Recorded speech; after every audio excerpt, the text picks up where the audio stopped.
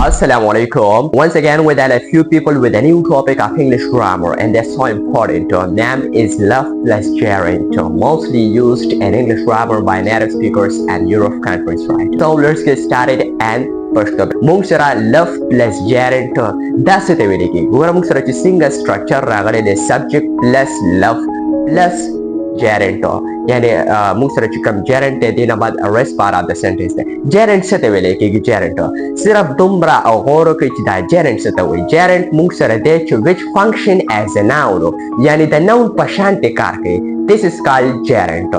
गोरे चिकम मुंगसर love रागले देना बाद gerund रागले ले तो ये मतलब दे चिकम योकार मुंगा हुआ खाओ या वर सरमीना सा तू कूल दा पारा योकार यागा ज़कोमा को आगाज़ द मीनी न कुम ज़ पके interested and excited him on cloud nine so that's why ज़ आकार कूल दा पारा ज़ love इस्तेमालुन देना बाद ब gerund इस्तेमाल यानी gerund fourth form of verb इस्तेमाली की सिंगल चुमुंग वेउची take no taking बावियो सिंगल चुमुंग वेउची teach no teaching बावियो यानी first form रागे आई सरा ing लगो दाबो मुंग सरा जोशी fourth form नो दी fourth form ता मुंगा gerund नो for example I love teaching you English I love taking English class. I love playing cricket. I love visiting foreign country. So that's why love plus gerund is must in English grammar. So make sure learn this topic to practice over and over is to do conversation with someone in English. Okay? No da kashan te mung sara love plus gerund ke positive structure homesta, negative structure homesta, while interrogative structure homesta, and the last one is WH information question دا پکې هم امشته شو څنګه چې ما ویلو چې love plus gerund چې کوم دی دا ډېر زیات استعمالیږي چې کله مونږ love استعمالو عین بعد fourth form د verb استعمالو شو ما چې درته ویل چې go no going watch no watching look no looking دې ته مونږ gerund ویو او دا چې کوم د love نه بعد استعمالیږي نو د دې مطلب دا دی چې زه دا کار کولو کې مینه ساتم دا کار کولو کې پیار ساتم محبت ساتم یعنی دې کې زه interested یم دې دپاره زه دا کار کول غواړم دې کې موږ سره د subject plus love plus gerund دا موږ سره positive structure دی یعنی I love watching movie I love eating the meal you got it نو دغه شانت کې موږ سره love plus gerund استعمالېږي negative structure به څنګه present indefinite tense استعمالېږي یعنی do یا does به پکې استعمالېږي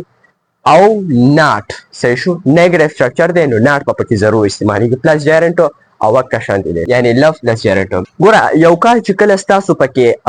پیار نه وي تاسو هغه شیز کې انټرسټ نه نو تاسو څه وایي چې زه دې کار کې مینه نه ساتم چې زه وکړم ټیک شو که نه دا کار زه نه کول غواړم څه شو دا کار کې زه محبت نه لرم چې زه یې وکړم ټیک شو لکه زه یم که نه زه هلته تلل نه غواړم یا هلته تلو کې زه مینه نه ساتم نو زه به څه یم I don't love going there د love نه بعد څه دی د love نه بعد ډایرکټ ورب fourth form لګوئ څه شو د ورب څلورمنی حالت لګوئ ډایرکټ I don't love going there یا I don't love doing chit chat with you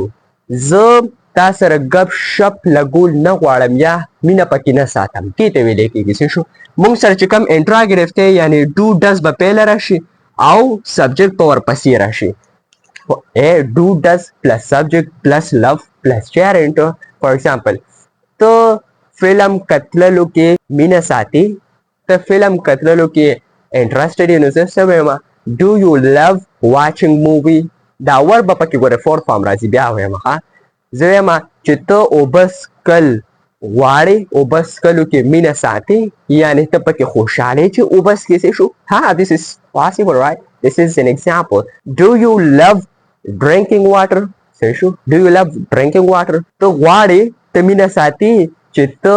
واینس ګورې یا ته سپیکینګ د انګلیش وکړې do you love speaking English نو دغه شانتې موږ سره کلیر شو لیکچر چې هغه د love plus gerund باره کې و چې کله تاسو غواړئ چې او زه دلته تلو کې مینه ساتم ټیک شو so this is called love plus gerund دا چې کوم love راغلی دی نه بعد په fourth form لګي اوکې سبسکرایب کړئ ځان سره چینل چې next video هم پهله تاسو له درشي د انګلیش ګرامر واره کې اوکې so let's catch up again sometime bye